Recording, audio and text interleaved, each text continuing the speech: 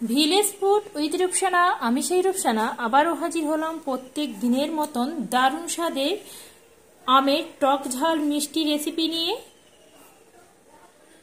বন্ধুরা, এখানে দারুণ স্বাদের টক ঝাল আমের মিষ্টি আচার একদম রেডি। এবার আমি তুলে দেখাচ্ছি কতটাই লোভনীয় হয়েছে, দেখেই বুঝতে পারছেন কতটাই লোভনীয় হয়েছে। বন্ধুরা, আজকেকার এই টক ঝাল আমের এই মিষ্টি আচারটা যদি ভালো লেগে থাকে বন্ধুরা একটা লাইক করে দেবেন। আসসালামু আলাইকুম সুপ্রিয় দর্শক বন্ধুরা, আজকের আমি আম দিয়ে টক ঝাল মিষ্টি আমের আচার বানিয়ে দেখাবো। তার জন্য নিয়েছি আমি এখানে 2 কেজি একদম টাটকা তাজা আম। এই আমগুলোকে ছিলে আমি টুকরো করে নেব, তারপরে দেখাচ্ছি বন্ধুরা। আমগুলো ছিলে আমি সুন্দর করে এইভাবে টুকরো টুকরো করে কেটে নিয়েছি, আর আমি ঠিক এই সাইজের করে রেখেছি। এবার আমি আমগুলোর মধ্যে দিয়ে দেব হলুদের গুঁড়ো। হলুদের গুঁড়োটা দিয়ে আমের সঙ্গে সুন্দরভাবে একটু মিশিয়ে নেব। মিশিয়ে নিয়ে তারপরে রোদ্দুরে আমি 1 ঘন্টা মতন রেখে দেব। এখানে আমি একটা কড়া নিয়েছি, কড়ার মধ্যে বেশ কিছুটা পরিমাণে সরিষার তেল দিয়েছি। তেলটা গরম হয়ে গেছে। আগে থেকে যে 1 ঘন্টা ধরে রোদে শুকনো আমগুলো আমি রেখেছিলাম, এবার আমি হলুদ মাখা আমগুলো এবার আমি তেলের মধ্যে দিয়ে একটু নেড়েচেড়ে ভেজে নেব।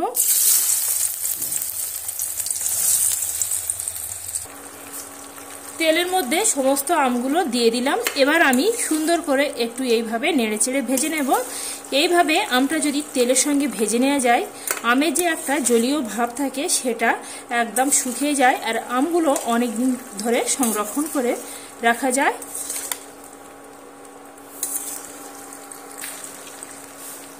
আমটা আমি এখানে সময় নিয়ে সুন্দরভাবে নেড়েচেড়ে নিয়েছি, আর আমের যে জলীয় ভাবটা ছিল সেই জলীয় ভাবটা চলে গেছে।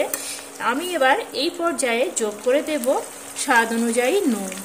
নুনটা কিন্তু আমি এখন ব্যবহার করছি। এবার নুন দিয়ে আরও একটু সময় নিয়ে আমের সঙ্গে এইভাবে নেড়েচেড়ে মিশিয়ে নেব। নুন দিয়ে আমগুলো একটু সময় নিয়ে নেড়েচেড়ে ভেজে নিয়েছি, আর এখানে আম থেকে যে জলীয় ভাবটা ছিল একদম চলে গেছে। এইভাবে হলেও বন্ধুরা আমার মতন করে এই টক ঝালের মিষ্টির আচারটা একবার বানিয়ে দেখতে পারে। খেতে বন্ধুরা অসম্ভব মজাদার হয়, আর অনেক দিন ধরে সংরক্ষণ করা যায়।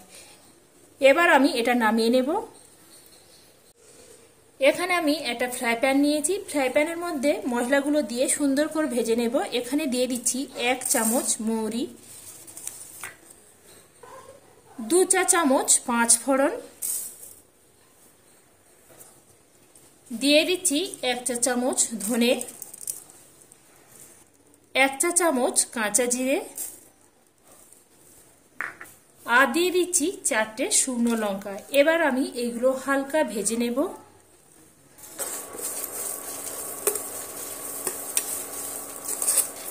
মশলাটা আমি এখানে সুন্দরভাবে ভেজে নিতে হবে, কিন্তু এটা পুড়িয়ে ফেললে হবে না, তাহলে মশলা থেকে যে একটা সুন্দর সেন্ট থাকে সে সেন্টটা নষ্ট হয়ে যাবে।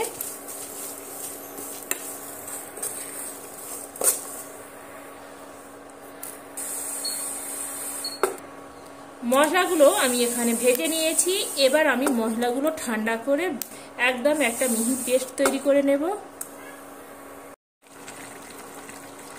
মশলাটা আমি এখানে গুঁড়ো করে নিয়েছি। এবার আমি এখান থেকে হাফ মশলা এই আমের মধ্যে দিয়ে দেব, আর হাফ মশলাটা আমি রেখে দেব। এই সময় মশলাটা ব্যবহার করলে আমের মধ্যে মশলাগুলো ভালোভাবে ঢুকে যাবে। এবার আমি মশলাটা দিয়ে সুন্দরভাবে নেড়েচেড়ে নিচ্ছি। মশলাটা আমের সঙ্গে ভালো করে নেড়েচেড়ে নিলাম। এবার আমি দিয়ে দেব এখানে 400 গ্রাম চিনি। এখানে আমার 2 কেজির জন্য 400 গ্রাম চিনি অ্যাড করব। তবে আমটা যেভাবে টক থাকুক না কেন সেটা বুঝে মিষ্টিটা ব্যবহার করতে হবে। যদি খুব টক হয় তাহলে 500 দিয়ে দেবেন, আর যদি খুব একটু অল্প টক হয় তাহলে 400 গ্রাম দিলে একদম পারফেক্ট। এবার আমি চিনিটা দিয়ে আমের সঙ্গে এইভাবে আবার নাড়াচাড়া করে নেব।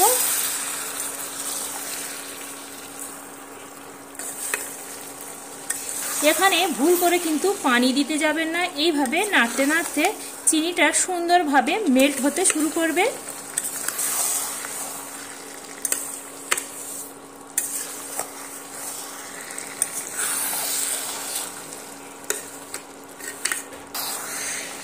আমার এখানে সুন্দরভাবে মেল্ট হয়ে গেছে আর আমের কালারটা সম্পূর্ণ কিন্তু চেঞ্জ হয়ে গেছে। এইভাবে অনবরত নাড়তে হবে, হালকা হাতে কিন্তু নাড়তে হবে। যত সুন্দরভাবে এই আমটা রান্না করা হবে তত সুন্দর কিন্তু আমের একটা কালারও চলে আসবে সুন্দরভাবে। করতে বন্ধুরা একটু সময় যদিও লাগে, খেতে বন্ধুরা অসম্ভব মজাদার হয়। বাড়িতে তৈরি করলে বুঝতে পারবেন যে আমটা কতটাই টেস্টি হবে।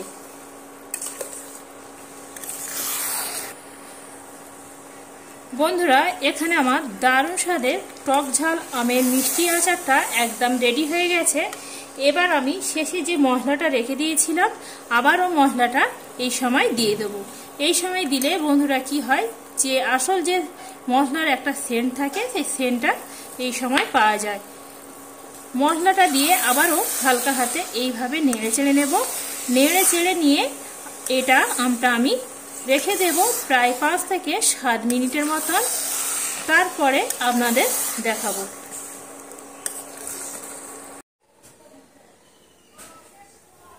বন্ধুরা এখানে দারুণ স্বাদের টক ঝাল আমের মিষ্টি আচার একদম রেডি। এবার আমি তুলে দেখাচ্ছি কতটাই লোভনীয় হয়েছে।